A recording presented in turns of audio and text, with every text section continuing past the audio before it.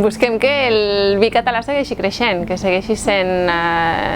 tenint la força que realment té i explicar-la, perquè al final els Premis Vinari el que fan quan neixen és intentar posicionar el vi català com el vi de qualitat que és, donar-lo a conèixer a nivell de totes les zones de producció de Catalunya, que són moltes i molt variades, i el que intentem aconseguir amb els premis és que cada any es parli i es reforci tot el coneixement que hi ha sobre el sector i que a més hi hagi un reconeixement a aquells vins que pel que sigui destaquen amb el jurat, que tasta a cegues, però li poden trobar algun tipus d'especificitat que li fa que aquell vi pugui tenir un reconeixement per sobre d'altres, tot i que